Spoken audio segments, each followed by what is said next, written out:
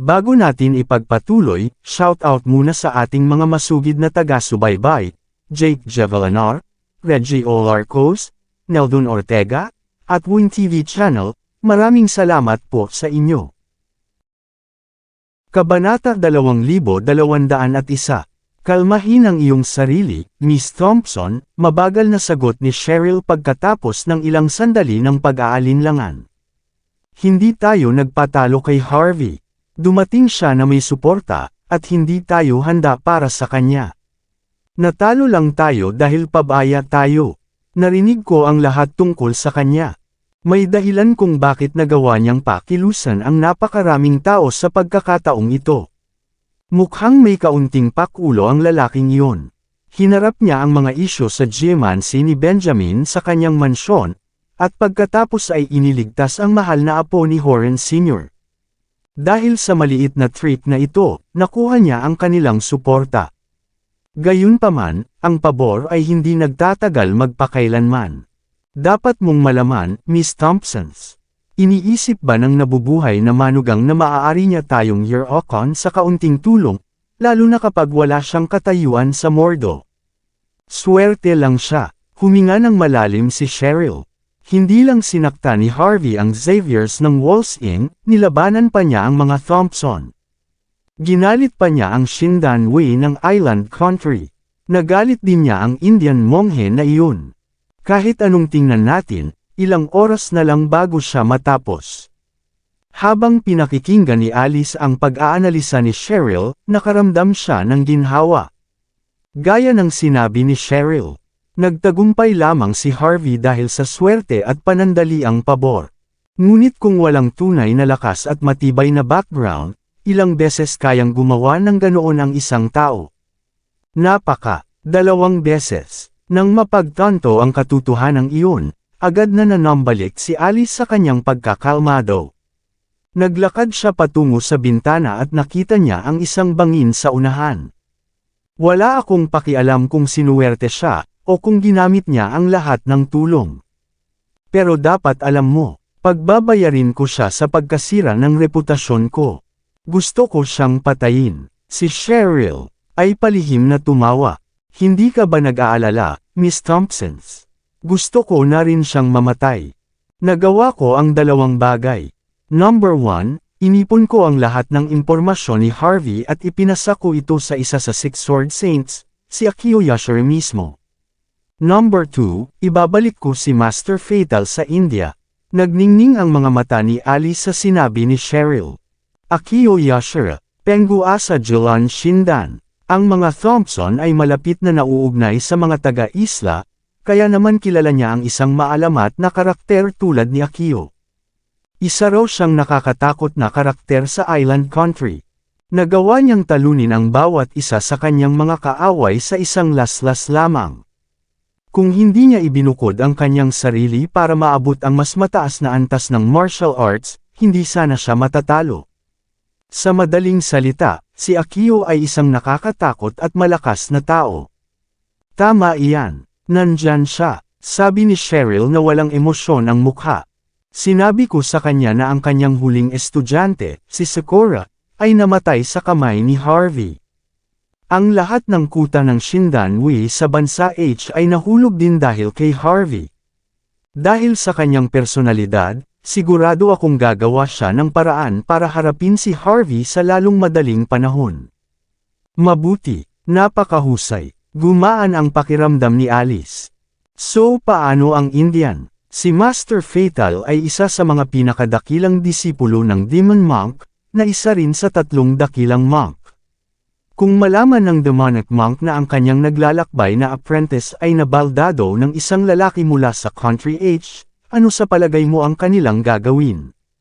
Naiintindihan ko, napakagaling. Sa ibang bagay, ako mismo ang tatawag kay Young Master Thompson.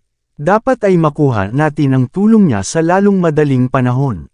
Habang pinaplano nina Alice at Cheryl ang kanilang paghihiganti, pinalinas ni Harvey si Aidan sa kalat. Nagtungo si Harvey sa Mordo International Hospital, na malapit sa airport. Umupo siya sa isang bench sa hallway, nanliit ang mga mata sa emergency room na hindi kalayuan sa kanya. Tahimik siyang naghihintay sa resulta ng 3 tao. Wala na ang lason sa loob ni Mandy at Cynthia, pero mahina pa rin ang katawan nila. Kailangang maospital sila ng mas matagal para sa mas masusing pagmamasid. Si Kate ay hindi malubhang nasugatan, ngunit siya ay nasa malalim na pagkabigla matapos siyang muntik na malunod. Kailangan din niyang manatili sa ngayon, sa kabutihang palad, si Justin ay sapat na matalino upang ipadala si Kate sa Edward Hospital. Kung hindi, magkakasakit na naman ng ulo si Harvey. Si Harvey ay hindi masyadong nag-aalala dahil si Oscar ang namamahala sa kanilang mga operasyon. Gayunpaman, medyo nabigla siya sa lahat ng nangyari noong araw ding iyon. Kung hindi lubusang handa si Harvey, tuluyan na siyang matatalo ni Hector. Anong nangyayari dito? Bakit na ospital sina Mandy at Cynthia? Nakatanggap ng balita sina Simon, Lillian, at ilang iba pang mga tao bandang 9:00 ng gabing iyon. Di ba maayos ang magkapatid noong umalis tayo? Bakit nasa emergency room silang dalawa ngayon? Pabalik-balik si Lillian sa pasukan ng emergency room, nababalisa at nagpapanik. Sinabihan siya ng 2 nurse na umalis. Galit na galit, hinawakan niya si Harvey sa kwelyo na may masakit na tingin. Pagkatapos ng lahat, si Mandy ang cash cow ni Lillian. Umaasa siya kay Mandy para mabuhay ng maayos. Nang malaman niyang may nangyaring kakila-kilabot kay Mandy, mas gusto niyang sakalin si Harvey hanggang sa mamatay. Sa kanyang mga mata, si Harvey ay isa lamang walang kwentang bagay. May nagtangkang pumatay sa akin. Sina Mandy at Cynthia ay nadamay dito at nilason, ngunit maayos na sila ngayon. Kailangan lang nila, sampal. Hindi na napigilan ni Lillian ang galit, sinampal sa mukha si Harvey. Bastos ka, sigaw niya sa hindi mapigil ang galit. Bastos ka lang, Harvey. Ang aking 2 anak na babae ay patuloy na nahuhulog sa ospital dahil sa iyo. Sumpa ka. And how dare you make such big fuss sa date ng anak ko? Nalason siya pagkatapos mong manggulo. At ngayon, sinasabi mo sa akin na may nagtangkang pumatay sa iyo. Paanong hindi ka namatay, kung ganoon? Bakit nakahiga ang anak ko sa emergency room? May sasabihin ako sa iyo. Pinaghihinalaan ko na ikaw ang lumason sa aking anak dahil natatakot kang hindi kanya gusto. Kaya pala nagsisinungaling ka. Ayaw mong paalisan ka ng pamilya ko. Narinig ko na ipinagmamalaki mo rin ang apelyidong Jean sa hotel ng mga Thompson. Paano ka naging walang hiya, Harvey? Bakit hindi ko nakita na ganyan kang tao noon? Pumili pa ng manugang na tulad mo si Tregret. Nanginginig sa galit si Lillian. Hindi pa siya pwedeng magpakitang gilas gamit ang apelyidong Jean. Ngunit ginagamit na ng mapuot na manugang na ito ang pangalang Jean para asarin ang mga tao sa puso niya. Hindi katakataka na nabubuhay siya ng napakagandang buhay. Ginamit lang niya ang apelyidong Jean para sa kanyang kapritsyo. Naalala ni Lillian ang $300 milyong na nawala sa kanya, at biglang nagkaroon ng matinding pagnanasa na mahimatay sa lugar. Gayunpaman, tumigil siya sa oras. Ibang bagay. Kailangan mo akong bigyan ng paliwanag sa ginawa mo noong kadate ni Mandy. Kung nagpa siya si Young Master Thompson na ipawalang bisa ang kasal dahil nagalit ka sa kanya, tapos ka na. Sasakalin kita hanggang mamatay. Sa mata ni Lillian, umalis si Hector dahil sinampal ni Harvey ang lalaki. Kitang-kita ang ugali at pagiging bukas palad ng Young Master nang umalis na lang siya kaysa magalit at habulin si Harvey. Kasabay nito, ipinakita rin niya ang kanyang paggalang sa pamilyang Jean. Ngunit ang karumal-dumal na ito na si Harvey ay nakahanap ng mga dahilan upang ilagay sa panganib ang 2 anak na babae ni Lillian. Ginamit niya noon ang apelyidong Jean para magpakitang gilas. Dapat mamatay na lang ang mga katulad niya. Ang nagniningas na mga mata ni Lillian ay nakatitig kay Harvey habang napuno ng bagong puot ang kanyang katawan. Kung nakakamatay lang ang tingin, 1,000 beses nang namatay si Harvey. Sinulyapan ni Simon si Harvey, madilim na parang gabi ang mukha. May gusto din sana siyang sabihin, pero sa wakas ay napigilan niya ang sarili at napasimangot na lamang sa disgusto. Inangat ni Harvey ang ulo niya at pinanengkitan si Lillian. Gayunpaman, wala siyang balak na lumaban. Kilala mo ba kung sino ang nagbigay ng lason? Naiintindihan mo ba kung bakit ako pumunta sa Pothole Hotel para humingi ng paliwanag? Naiintindihan mo ba kung sino talaga ang nasa likod ng lahat ng ito? Sinampal ni Lillian si Harvey sa isang iglap. Bakit ako mag-aalaga? Sigaw niya. Wala kang pruweba. Sino ang nakakaalam kung nagsasabi ka ng totoo o hindi? Sa aking opinyon, dapat mong tanggapin ang responsibilidad at iwanan ang pamilya Jean ngayon din. Inilabas ni Lillian ang divorce papers na inihanda niya kanina at inihagis kay Harvey. Ngayon lagdaan na, malamig niyang utos. Kinuha ni Harvey ang mga papel. Hindi niya sila binigyan ng sulyap at pinunit ito ng walang kaunting pag-aalinlangan. Si Hector ang taong nasa likod ng lahat ng ito. Sumirit si Harvey, malamig ang tono. Ang iyong mahal na manugang. Imposible. Si Lucy, na nakaupo sa likod ni Lillian, ay nagtatalon-talon sa galit sa sinabi ni Harvey. Itinuro niya si Harvey sa hindi mapigil ang galit. Gamitin man lang ang ulo mo kung sinusubukan mong sisihin, Harvey York. Sino sa tingin mo siyang Master Thompson? Hindi mo siya basta-basta na sinisiraan ng ganyan. Dahil ikaw ang naghila kay Mandy sa gulo na ito, kailangan mong managot. Kaya mo bang tiisin ang kahihinatnan ng paninirang puri kay Young Master Thompson ng ganoon? May sasabihin ako sa'yo. Si Young Master Thompson ay hindi lamang isa sa 4 na Young Master ng Walls Inc., ngunit siya rin ang huwara ng buong bansa.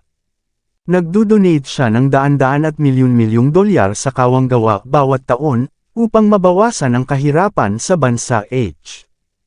Ang isang lalaking tulad niya ay dapat na maging tunay na halimbawa ng kung ano ang dapat maging katulad ng lahat. How dare you slander someone as generous as him? Hindi ka ba nahihiya? Si Lucy ay nagpaputok ng insulto kay Harvey sa galit. Matapos makatanggap ng kalamangan mula kay Hector, mabilis siyang pumihit. Sa buong araw, patuloy siyang nagdadrama tungkol sa kagalingan ni Hector. Natural na sa kanya na lambingin si Hector at tapakan si Harvey. Bakit hindi mo nalang tawagan si Hector at tanungin kung may iba na siyang papalit sa kanya? Hamon ni Harvey. At saka, bakit siya tatakbo pabalik sa Walls Inc. kung siya ay inosente? Natatakot lang siya na walang sinuman sa Mordo ang makakapagtanggol sa kanya kapag nalantad siya. Natigilan sina Lillian at Simon, biglang kumikinang ang kanilang mga mata sa pagkakaunawaan. Hindi nila masabi kung tama si Harvey, ngunit isang bagay ang tiyak, kung walang itinatago si Hector, kung gayon bakit siya bumalik sa Walls Inc. ng napakaaga. Sa puntong ito, binibigyan lang niya ang sarili niya. Nang makita si Lillian at Simon na medyo nanlumo, nagngangalit si Lucy ng kanyang mga ngipin at muling itinuro si Harvey. At saka, kailan mo nakitang umalis si Young Master Thompson sa Mordo? At saka, kahit na si Young Master Thompson ang mag-utos. Nagawa niya lang yun dahil sa iyo. Kung hindi dahil sinira mo ang date at sinampal mo siya. Bakit siya gumawa ng bagay na iyon noong una? Kahit na ano, dapat mong tanggapin ang lahat ng responsibilidad. Sige na, tama na. Alagaan mong mabuti sina Mandy at Cynthia. Nakikiusap ako sa iyo. Pirmahan ang divorce papers at iwan si Mandy, okay? Kinuha ni Lucy ang isa pang divorce paper at inihagis sa harap ni Harvey. Naturally, marami silang inihanda na kopya ni Lillian. Hindi sila natakot na punitan ni Harvey ang papel. Bumalik sa katinoan si Lillian na tila medyo kalmado kaysa kanina. Bumangon siya at inis na tinitigan si Harvey. Tama si Lucy. Kahit na ano, kasalanan mo ang lahat. Umalis ka na dito. Bawal ka rin pumasok sa Villa No. 1. Huwag kang maglakas loob na subukang lintihin si Mandy dahil lamang siya ay hinirang na pinuno ng ikasyam na sangay ng pamilya Jean. Ang takaw mong manugang. Sumpain ka. Huminga ng malalim si Harvey at tumingin sa maingay na hallway. Paminsan-minsan ay napapasulyap sa kanya ang ilang nurse na nag-aalala. Gusto nilang itigil ang laban, ngunit hindi sila nang ahas. Napabuntong hininga si Harvey bago bumaling kay Simon. "Biyenan, lalabas muna ako. Pakiusap, alagaan mo sina Mandy at Cynthia. Nag-assign ako ng ilan sa aking mga tauhan na pumunta dito. Tawagan mo lang ako kung may problema ka." Gusto ni Harvey na tumigil sa pagtatalo para hindi maapektuhan ang pagtrato kina Mandy at Cynthia. Si Simon, hindi katulad ng dalawang babae, na medyo kalmado pa rin. "Huwag kang mag-alala. Aalagaan ko ang anak ko," sabi ni Simon matapos magmuni-muni sandali. "Maaari kang umalis." Malalim ang iniisip ni Simon habang naglakad si Harvey sa labasan ng ospital. Saglit siyang nag-alinlangan, at sa huli, nagpasya siyang magsalita. "Harvey, hindi ako sigurado kung nagsasabi ka ng totoo. Ngunit si Hector Thompson ay isa sa 4 na Young Masters ng Walsing. Kung totoo lahat ng sinasabi mo, hindi siya titigil hanggang sa mamatay ka. Ang isang Young Master mula sa Walsing ay hindi madaling lunukan ang kanyang pagmamataas." Natigilan si Harvey. Hindi niya inaasahan na si Simon, sa lahat ng tao, ay magsasalita ng ganito. Para kay Harvey, si Simon ay palaging isang duwag na tao na walang lakas ng loob na magsalita laban kay Senior Zimmer kahit na siya ay nagagawang mali. Gayunpaman, para sa isang duwag na tao na magsabi ng ganito. Kumunat ang noo ni Harvey bago tumungo sa Edward Hospital. Makalipas ang kalahating oras, sa Edwards Hospital, si Tyson, George, at ang mga batang lalaki na dumating mula sa Buckwood ay naatasang manatili kay Mandy. Sa kabilang banda, ang mga estudyanteng sina Rachel, Aidan, at Longman Mordo ay nagtitipon sa Edwards Hospital para alagaan si Kate. Pagkatapos ng lahat, si Kate ay anak ni Justin.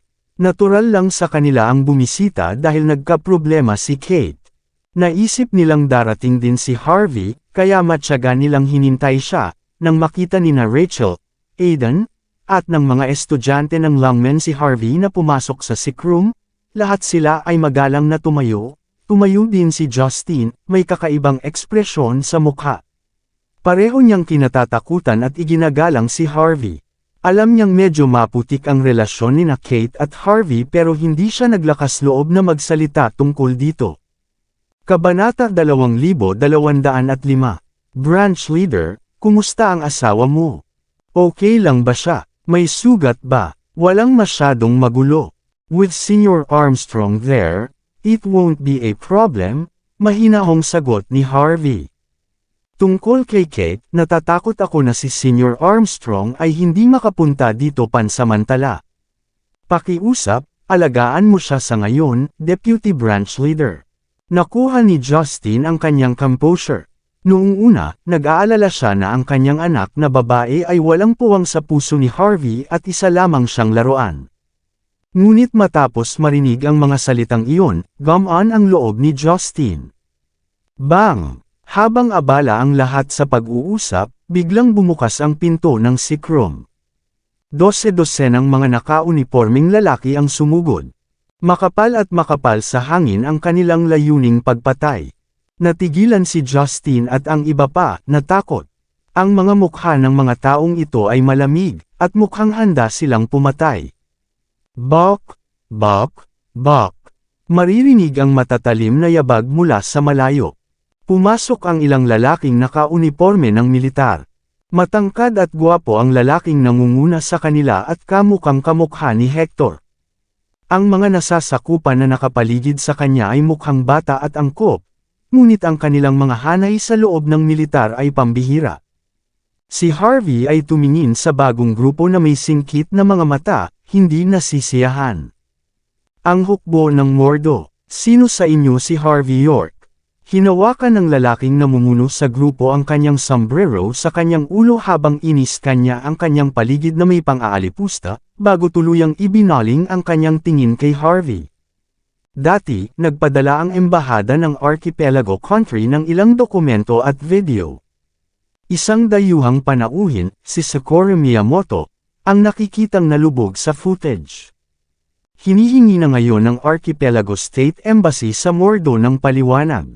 Dahil ito ay isang kakilakilabot na sitwasyon at ang kaso ay napaka-komplikado, ang insidente na ito ay magpapatuloy sa ilalim ng mga espesyal na pamamaraan. Hindi pwedeng makialam ang gobyerno, Dragon Cell, ang Dragon Palace, Longmen at iba pang asosasyon ay hindi rin makakagambala. Tanging ang ating puwersang militar ang may awtoridad na harapin ang sitwasyong ito. Harvey York, ibabalik kita sa hukbo ng Mordo. Kapag tapos na kami sa investigasyon, hahatulan ka ayon sa batas. May karapatan kang manahimik. Lahat ng sasabihin mo ay magagamit laban sa iyo sa korte. May problema ba? Hinirang ng pinuno si Harvey. Kung wala kang mga katanungan, mangyaring sumama sa amin kaagad. Naturally, isa ito sa mga backup na plano ni Hector. Alam niya na ang Dragon Palace, Dragon Cell, at iba pang katulad na mga grupo ay hindi magagawang hawakan si Harvey. Nariyan din ang katotohanan na si Benjamin Lynch, ang unang commander ng Mordo, ay nakatayo rin sa tabi ni Harvey. Kaya, hindi tumigil si Hector at pinakilos ang kanyang lakas sa lakas ng militar. Pagkatapos ng lahat, ang lokal na kapangyarihang militar ay hindi kinokontrol ng gobyerno. Direkta silang sumasagot sa palasyo ng imperial. Hanggat kayang pakilusan ni Hector ang militar, tapos na si Harvey, anuman ang kanyang pagkakakilanlan. Tiningnan ng leader si Harvey ng diretsyo sa mata, malamig ang lamig ng kanyang gwapong mukha. Dapat may death wish ang taong ito. Pinahinto niya ang pinagmumula ng kita ni Young Master Thompson, at pagkatapos ay sinira ang negosyo ng Young Master habang sinusubukang nakawin ang kanyang babae. Sinisikap lang ng taong ito na patayin ang sarili. Hinaway-kaway ni Harvey ang kanyang kamay para pigilan si Justin at ang iba pa sa pagsulong. Pinag-aralan niya ang nameplate sa dibdib ng lalaki na may singkit na mga mata. Tegan Bauer, sabi ni Harvey. Nang marinig ng mga disipulo ng Longmen ang pangalang ito, buo ang kanilang takot. Ang pamilya Bauer ay maalamat. Si Samuel Bauer, ang Panginoon ng Longmen, ay mula sa parehong pamilya. Maraming salamat sa lahat ng sumusubaybay. Please subscribe and follow my YouTube and Facebook channel, Pilipino Novel. Maraming salamat po. Kabanata 2206. Ang ganda ng mga mata. Si Tegan ay patuloy na nakatitig kay Harvey, ang kanyang mukha ay puno ng pagkamayabang na katwiran. Dahil alam mong mula ako sa pamilya Bauer, naniniwala akong mahulaan mo ang aking pagkakakilanlan. Ako ang Deputy Commander ng Mordo Steel Arm Camp. I don't care who you are, but you better not showing in front of me. Kung hindi, huwag mo akong sisihin sa pagguhit ng aking sandata laban sa iyo. Paano ka magiging hindi makatwiran? Kalmadong sabi ni Harvey habang nakatingin kay Tegan at sa mga militar sa likod niya. Sinisikap ng militar na makisangkot sa mga gawaing sibilyan. Binubuli mo ang mga sibilyan para lang suportahan ang mahal mong prinsipe at young master. Napaungol si Tegan. Hindi umaalis sa mukha niya ang diretsyong tingin. Tumigil ka na sa pagbubuga ng kalokohan, Harvey York. Dapat mong malaman na ang Steel Arm Camp ay itinuturing na isa sa nangungunang siyam na kapangyarihang militar sa bansa H. Ang aking commander ay si Philip Steele. Siya ang nangungunang war god ng Mordo sa kapangyarihang militar, ang Iron Golem. Kung lalabanan mo ako, lalabanan mo ang Steel Arm Camp. Ibig sabihin, lalabanan mo ang Iron Golems. Isipin ang mga kahihinatnan. Kahit patayin kita ngayon at magsumbong mamaya, walang masamang mangyayari sa akin. Dapat alam mo na ang gagawin sa ngayon, di ba? Mayroong ilang mga tao sa likod ni Tegan na nakasuot ng tradisyonal na damit. Pinandilatan nila ng mata si Harvey. Talagang walang nang ahas na lumaban sa isa sa four walls in Young Masters, si Young Master Thompson. Hindi ba niya naiintindihan kung gaano kalakas at maimpluwensya ang Young Master? Maaari niyang harapin ang sinumang ito sa isang tawag lamang sa telepono. Paanong hindi pa rin napagtatanto ng lokong ito na wala siyang silbi kumpara kay Young Master Thompson? Nakakalungkot, humakbang pasulong si Tegan, akmang sasampulin si Harvey sa mukha. Napagtanto ito ni Aiden at walang malay na lumabas upang protektahan si Harvey. Alam mo ba ang totoong pagkatao ni Sir York, Tegan? Hindi mo ba kaya kahit bang? Agad na inilabas ni Tegan ang kanyang baril at walang kurap na binaril si Aiden sa kanang paa. Napa-atres si Aiden, nanginginig sa sakit. Tumalsik ang dugo sa kanang binti, at pilit niyang sinubukang tumayo ng tuwid. Natahimik ang karamihan. Ang lahat ay pinanood ang lahat na may nalilitong mga mata, nagulat na hindi nakapagsalita. Wala ni isa sa kanila ang nag-imagine na si Tegan ay magbaril ng kusa kahit sa mataong lugar tulad ng Edwards Hospital. Humakbang si Rachel, galit na galit. Tegan Bauer, kung patuloy mong babaliwalain ang batas, ang aking pinuno ng sangay ay bang! Itinaas ni Tegan ang kanyang baril at muling hinayla ang gatilyo. Biglang bumulwak ng dugo kung saan-saan. Napa-atres si Rachel ng ilang hakbang. Kung hindi lang umalali sa kanya si Justin, bumagsak na sana siya ngayon sa lupa. Nang makitang kikilos na ang mga disipulo ng Longmen, inilabas ng mga sundalo ng Steel Arm Camp ang kanilang mga baril at itinutok ang mga ito sa ulo ng mga disipulo. Hindi sila magdadalawang isip na hilahin ang gatilyo kung may gumalaw ng 1 pulgada. Maging si Kate na walang malay ay may nakatutok na baril sa kanyang ulo. Nang makita ito ni Harvey ay kumislap ang kanyang mga mata na may bakas ng galit. Tama na, don't be reckless, mahinang sabi ni Harvey. May na-realize siya, ang mga lalaking tulad ni Tegan ay hindi kailangang sumunod sa batas, tiwala na ang kanyang background at suporta ay magpoprotekta sa kanila. Kaya niyang kumilos kahit anong gusto niya. Ang batang master na ito mula sa Walsing ay dapat magkaroon ng parehong layunin.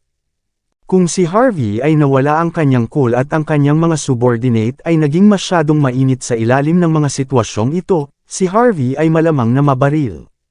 Ang mga lalaking nakasuot ng tradisyonal na kasuotan sa likod ni Tegan ay binaril si Harvey at ang kanyang mga tauhan ng mapanuksong tingin. Tumalikod si Tegan at bumaling kay Harvey, walang pakialam. Dalhin mo siya, utos ni Tegan. Patayin ang sinumang magtangkang lumaban. 4 na lalaking nakauniporme ang lumapit kay Harvey, na may hawak na baril. Mula sa malayo, itinutuon ng ilang sniper ang kanilang mga rifle sa ulo ni Harvey, na handang magpaputok anumang oras.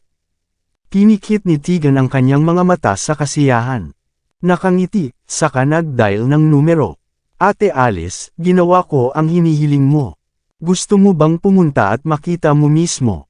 Sigurado akong kapag nakikita mong napahiya ang mayabang na bastard na ito ay magpapasaya sa iyo ng ilang araw man lang. Mabuti, malapit na ako. Umalangaw-ngaw ang malutong na tawa mula sa telepono. Hindi nagtagal, pumasok sina Alice at Cheryl sa ward ng ospital na may matingkad ng ngiti. Parehong nakasuot ng maiikling Givenchy na damit na nagpapatingkad sa kanilang mga kurba. Nang makita ng dalawa na naging preso si Harvey matapos umarte ng napakayabang sa hotel pothole, bumungad sa kanilang mga mukha ang saya. Naisip nila na kailangan pa nilang maghanda bago nila tuluyang sirain si Harvey. Gayunpaman, ang paghihiganti ay dumating ng napakabilis. Tutal, nakaplano na ang lahat ng bagay kay Young Master Thompson. Ano naman kung magaling makipaglaban si Harvey? Paano kung malakas siya? Paano kung ang kanyang impluwensya ay walang hangganan? Sa harap ng lakas ng militar ng bansa, walang halaga. Sila ay walang iba kundi dumi lamang. Galit na galit si Rachel at ang iba pa. Masasabi ng sinumang may kumikilos na mga mata na hinahabol ni Tegan si Harvey. Ang pinuno ng sangay ng Longmen Mordo ay talagang hindi pinahahalagahan. Ito ay hindi katanggap-tanggap. Sa kasamaang palad, ang pamilya ni Tegan ay kapareho ng master ng Longmen. Habang ang iba ay maaaring natatakot sa Longmen, si Tegan ay hindi. Simple lang ang plano ni Hector, gusto niyang e-checkmate si Harvey. Nagawa niyang manalo sa isang labanan na may libu-libong milya ang layo mula sa kanyang kaaway. Ang batang master na ito mula sa Wolfsing ay medyo mahusay magsalita, tuso, at malakas. Siya ay kalmado rin upang gumawa ng mga killer moves laban kay Harvey ng pabalik-balik. Ikan-away ni Harvey ang kanyang kamay para pigilan si Rachel at ang iba pang estudyante ng Lungmen sa anumang aksyon. Dahil naglakas loob si Tegan na ihayag ang pangalan ng Steel Arm Camp, natural siyang kumpiyansa sa kanyang mga pagkakataong magtagumpay. Kung sumiklab ang away, tiyak na masasaktan ang walang armas na disipulong Lungmen. Palagi kong iniisip na si Hector, ang taong may titulong isa sa 4 na Young Master ng Wolfsing, ay may malinaw na diskarte. Humakbang si Harvey, walang emosyon. Ang mga itim na baril ay wala sa kanyang mga mata. Mukhang na-overestimate ko siya. Makitid ang pag-iisip, mapaghiganti, gumagawa ng kaguluhan sa pinakamaliit na bagay. Ang plano ay medyo pangkaraniwan, sa totoo lang. Bastos ka. How dare you? Sabi ni Cheryl sa sobrang galit, nagsimula siyang tumalon-talon na parang baliw na babae. Si Young Master Thompson ay hindi isang taong madaling insultuhan, Harvey York. Kaya kanyang durugan sa isang daliri lang. Anong karapatan ng isang tulad mo na haminin siya? Tumawa si Tegan. Nagsindi siya ng mahaba at manipis na tabako na walang pakialam sa mundo, kahit na siya ay nasa ospital. Huminga siya ng malalim bago bumuga ng usok sa mukha ni Harvey. Ngayon pa, Cheryl. Ano ang silbi ng pakikipagtalo sa kung sino man ito? Dalhin mo siya sa base. Magkwentuhan tayo saglit. Walang nagmamadali, Kuya Tegan. May iba pang naghihintay na manood ng palabas. Inilabas ni Cheryl ang kanyang cellphone at nag-dial ng numero. Pinagmasdan sila ni Harvey na may kaunting interes. Pagkatapos ay kinuha din ang kanyang telepono para magpadala ng mensahe. Nakita ni Tegan at ng iba pa ang ginagawa ni Harvey, at nadagdagan ng 10 ulit ang pagkasuklam sa kanilang mga mata. Narito ang buong Steel Arm Camp. Sino ba ang nang-ahas na lumaban mismo kay Philip Steele? Isang tunay na Diyos ng digmaan. Makalipas ang humigit kumulang 10 minuto, tumunog ang tunog ng mataas na takong sa labas ng ward. Pumasok ang isang babaeng nakaitim na suit, mabangis ang mukha. Mukha siyang elegante at sopistikado, ngunit isang aura na kakaiba sa isang islander ang maramdaman mula sa kanya. Ang babaeng ito ay walang iba kundi si Ishikawa Yukiko, kinatawan ng embahada ng arkipelago. Nakasuot siya ng malamig na ekspresyon. Nakasulat sa buong mukha niya ang pang-aalipusta habang iniskan niya ang ward. Siyempre, hindi man lang tutantong si Yukiko sa isang maliit na lugar tulad ng Edwards Hospital kung hindi niya kailangan. Napangiti si Tegan matapos makita si Yukiko. Representative Ishikawa. Parehong sumugod sina Alice at Cheryl, Ate Ishikawa. Narito ka. Hindi pinansin ni Yukiko ang kaguluhan. Gumamit siya ng isang diretsyong tingin at nagmamataas na hiniling, Miss Xavier, Miss Thompsons. Tinawagan mo ba ako dito para sabihin sa akin na nahuli mo ang pumatay sa ating marangal na panauhin mula sa Island Country? Bahagyang ngumiti si Cheryl. Siya ang gumawa nito, Sister Ishikawa. Ayan yun. Hindi lang niya pinatay ang magkapatid na Miyamoto, ngunit pinuntahan din niya si Young Master Thompson. Si Kuya Tegan na ang humahawak nito ngayon. Hindi ka ba nag-aalala? Magbibigay kami ng patas na pahayag sa Archipelago Country para sa lahat ng nangyari. Bahagyang kumunat ang noo ni Tegan. Ang tanga naman ni Cheryl. Nag-iisip pa ba siya bago siya magsalita? Kung may pumuslit sa harap ng isang islander, mahihirapan si Hector. Maaaring walang pakialam si Hector, ngunit dapat mapansin ng kanyang mga alipors kahit ang pinakamaliit na pagkakamali. Kaya kinailangan ni Tegan na putulin ang usapan. Si Harvey ay pinaghihinalaang naglalagay ng panganib sa pambansang seguridad. Kapag naibalik ko siya para sa investigasyon, lahat ay makakatanggap ng patas na pahayag. Representative Ishikawa, hindi nararapat na narito ka. Sumulyap si Tegan kay Cheryl, na may bahid ng puot ang mga mata nito. Di man lang siya nag-iisip kapag may ginagawa siya. Hindi ba niya napagtanto na mas lalong magkakaroon ng gulo kung makikisali ang mga Islander sa negosyo ng Steel Arm Camp? Nakakuha si Yukiko ng balita na malapit nang dumating si Akio sa Mordo. Alam din niyang mahirap pakitunguhan si Harvey. Ngunit ang pagiging kinatawa ng embahada ng Island Country ay sapat na upang patunayan na siya ay isang matalinong babae. Sa paghusga mula sa sitwasyong nasa harapan niya, kasama si Cheryl na ginagawa ang lahat para pabor sa kanya. Naiintindihan niya ang buong sitwasyon sa kamay. Ang mga aksyon ni Harvey ay ikinagalit ni Hector. Kaya naman pinakilos si Tegan, isa pang piraso na tauhan ni Hector. Si Tegan ay may kakaibang background mula sa pamilya Bauer at suporta mula sa Steel Arm Camp. Siya ay may impluwensya, mayroon siyang background, at mayroon siyang mga mapagkukunan. Sa madaling salita, napakadali para sa kanya na sirain si Harvey. Nakita na ni Yukiko ang buong larawan. Commander Bauer, wala akong ibang kahilingan. Ang tingin ni Yukiko ngayon ay may bahid ng kasiyahan. Sana lang ay ipadala mo si Harvey York sa embahada ng Island Nations kapag tapos ka nang mag-imbestiga sa kanyang mga krimen. Tatanungin natin siya pabalik sa ating bansa, at magbibigay ng patas na pahayag sa ating magigiting na sundalo na nagsakripisyo. Si Rachel at ang iba pang lungmen, na nakatayo sa likod ni Harvey, ay natigilan sa sinabi ni Yukiko. Ang pagdating ng isang taga-isla ay nagpakomplikado sa sitwasyon ng higit pa sa kailangan nito, napapikit si Yukiko habang sinusuri si Harvey. Then he said calmly, "Siyempre, kung tatanggapin ni Sir York ang one and only condition ko, pakakawalan ka ng Island Country." Napatingin si Harvey York sa babaeng taga-isla na ito nang may interes. Gusto niyang malaman kung ano pa ang gusto ng mga taga-isla sa kanya. Itinaas ni Ishikawa Yukiko ang kanyang magandang mukha na may ekspresyon na gustong patayin si Harvey. Sabi niya, hanggat inilipat mo ang posisyon ng pinuno ng sangay ng lungmen, ang Mordo sa master ng Island Country. Hindi ka na namin papanagutin. Maaari akong tumawag, humingi ng awa kay Young Master Thompson, at hilingin sa kanya na palayain ka. Paano? Agad na nagbago ang mga mukha ni Rachel Hardy at nang iba pa nang marinig ang mga salitang iyon.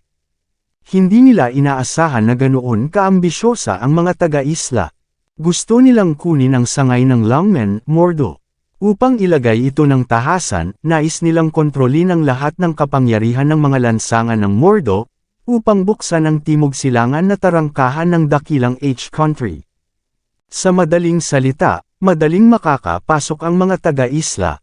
Bahagyang kumunat din ang noo ni Tegan Bauer. Kahit na sila ni Hector Thompson ay matalik na magkaibigan, ang mga tao sa militar ay natural na madaling kapitan ng mga bagay. Agad niyang pinaningkitan si Harvey matapos marinig ang kahilingan ni Ishikawa Yukiko. Oo naman, alam ni Tegan ang pagkakakilanlan ni Harvey bilang pinuno ng sangay. Gayunpaman, sa kanyang opinyon, ito ay regalo lamang ng pamilya Bauer sa kanya. Hindi siya sigurado kung si Harvey, ang benefactor, ay magbubunyag ng kanyang pagkakakilanlan upang mabuhay. Ito ay talagang pumukaw sa kanyang interes.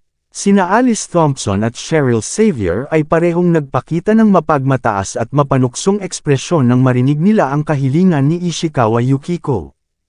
Hindi lang nila gustong patayin siya sa pamamagitan ng paggawa nito, pero gusto din niyang sirain ang kaluluwa niya.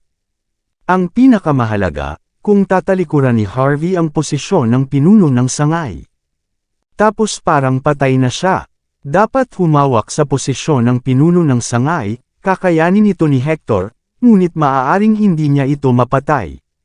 Gayunpaman, nang walang pagkakakilanlan ng pinuno ng sangay, ito ay kasing dali ng pagpatay ng mga langgam kung nais ni Hector na patayin si Harvey. Kaya't napatingin ang lahat kay Harvey, naghihintay ng kanyang tugon.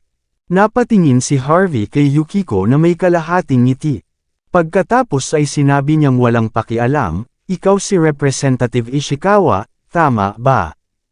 Maaari akong sumang-ayon sa iyong mga kondisyon, ngunit ang posisyon kong ito ay mahalaga, at dapat kang maghanap ng iba sa halip.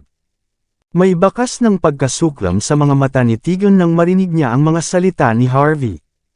Kinasusuklaman ito nina Cheryl at Alice. Maging sina Rachel at Aidan Bauer ay nagulat. Hindi nila inaasahan na magkakaroon ng ideya si Harvey na talikuran ang posisyon ng sangay na hahantong sa mga Islanders. Samantala, lahat ng mga disipulong iyon ng Longmen ay malungkot at nagalit, pakiramdam nila ay nahulog sila sa maling kamay. Madali lang yan. Hanggat handa si Young Master York na makipagtulungan, maaari naming ibigay ang anumang kahilingan dito. Sabi ni Ishikawa Yukiko habang nakangiti at sadyang ipinakita ang mga balingkinitang hita niya na may mapang-akit na tingin. Kung maaari niyang kunin ang posisyon ng pinuno ng sangay ng Longmen, Mordo, at hayaan ang mga taga-isla na kunin siya, malaki ang kontribusyon niya. Para dito, nararamdaman ni Ishikawa Yukiko na kaya niyang gawin ang anumang bagay gamit ang kanyang kapangyarihan, kahit na ito ay nangangahulugan ng pagbabayad gamit ang kanyang katawan. Bahagyang ngumiti si Harvey at sinabing, Miss Ishikawa, isa ka talagang prangka na tao. Kung gayon sasabihin ko ang aking kahilingan. Dapat malaman ni Miss Ishikawa na ang posisyon ng pinuno ng sangay ay may mataas na katayuan at napakahalaga. Kinakatawan pa nito ang tunog ng mga lansangan ng Mordo at matatawag na hari ng mga kalye. Kaya kung gusto mo ang posisyon na ito, dapat bigyan mo ako ng pantay na posisyon. Halimbawa, hayaan ang Emperor ng Island Country na bumaba sa kanyang posisyon, at ako ang hahalili sa kanya. Talagang sasang-ayon ako. Kabanata 2210. Ang posisyon ng Emperor ng Island Country. Ang buong madla ay nasa ulirat matapos marinig ang pangungusap na ito. Ang islang bansa ay isang monarkiya, hindi lamang ang emperador ng island state ang espiritual na pinuno, ngunit siya rin ang pinakamataas na awtoridad. Hiniling ni Harvey York kay Ishikawa Yukiko na ibigay sa kanya ang posisyon ng emperor ng island country kapalit ng posisyon ng pinuno ng sangay ng Longmen, Mordo. Ito ay hindi isang biro lamang. Ito ay parang pagyurak sa dignidad ng island country. Anak ng puta. Si Cheryl Xavier ang unang nagalit. Tinuro niya ang ilong ni Harvey at malamig na sinabi, York, alam mo ba kung gaano kamahal ang emperor ng island country? How dare you insult him? Sinulyapan ni Harvey si Cheryl na may kalahating ngiti at sinabing, gaano man kamahal ang emperor ng island country, hindi ko iyon bagay. Chinese ako, sa aking opinyon, talo ako kung ipagpapalit ko ang aking posisyon sa posisyon na iyon. Ang emperador ng island country. Bakit? Wala man lang binanggit ang Islanders kundi ikaw, Cheryl, siguradong maraming kalokohan ang sinabi. Nakuha mo kaya ang green card ang island country nang hindi sinasabi kay Lola Xavier? O ikaw ay subjectively isang taga-isla? Hindi ka ba natatakot na magagalit sa iyo si Lola Xavier? Ang pamilyang Xavier ay orihinal na nireranggo sa ibaba sa mga nangungunang 10 pamilya. Ngayon, may isang tanga na katulad mo sa pamilya. Natatakot ako na ang pamilyang Xavier ay mawawala sa top 10 sa lalong madaling panahon. Ikaw, bastos! Nanginginig sa galit si Cheryl at hinimok siyang lumapit at sampalin si Harvey. Harvey, niloloko mo ba ako? Medyo kalmado si Ishikawa Yukiko. Kahit na patuloy ang pagtaas-baba ng kanyang dibdib, nakalok pa rin ang tingin niya kay Harvey sa mga oras na ito at malamig na sinabi, alam mo ba ang iyong sitwasyon? Kung nais mong maging bagong maharlika ng isla, maipapangako ko pa rin sa iyo. Pero magiging baronet ka lang. Pero kung iba ang gusto mo, wishful thinking mo lang yan, and that's complete nonsense. At saka, hindi mo ba alam kung gaano kalaki ang kasalanan mo sa sarili mo? Sa batayan na iyon, nasaktan mo pa si Young Master Thompson. Kung hindi ako humingi ng tawad, patay ka na. Mawawala din ang maliit mong titulo. Baka madamay din ang pamilya mo. York, umabot ka na sa puntong ito, At nagpapanggap ka pa sa akin dito. Hindi mo ba iniisip na katawa-tawa iyon? Si Ishikawa ay nag-iisa, at siya ay mukhang malamig. Inilarawan ko ang aking kalagayan dito. Maaari kang magpasya kung sumasang-ayon ka o hindi. Si Ishikawa Yukiko ay nakakaramdam na nasisiyahan sa sandaling ito. Naniniwala siya na makapagpapasya sa buhay at kamatayan ni Harvey, ay tiyak na magagawa niyang ibaba ang kanyang ulo sa ganoong sitwasyon. Maaari pa niyang iluhod si Harvey at tawagin itong lolo sa kritikal na sandali. Walang pakialam na sinulyapan ni Harvey si Ishikawa Yukiko at sinabing, bumalik ka at sabihin sa Emperor ng Island Country na pumunta at lumuhad sa harap ko sa buong araw. Saka ko lang makakalimutan ang mga problema ngayon. Ikaw, mayabang, bastos, saway ni Ishikawa Yukiko. Hindi niya akalain na magiging ganito kayabang si Harvey. Dapat may death wish ka, at hindi mo alam kung gaano kahalaga ang buhay. Harvey, bibigyan kita ng 3 minuto. Agree on my terms, otherwise the Island Country will definitely ask the Great H Country for an explanation. Ginagarantiya namin na dapat kang mamatay kahit anong mangyari. Harvey said nonchalantly, I don't need 3 minutes. Masasabi ko na sa iyo ngayon. Tumatanggi ako. Harvey, baliw ka ba? Kahit na ang Island Country ay handang bigyan ka ng pagkakataon, hindi mo ito pinahahalagahan. Si Tegan Bauer ay nagbigay ng thumbs up kay Harvey. Ngunit ito ay katumbas din ng pagputol ng iyong huling linya ng buhay.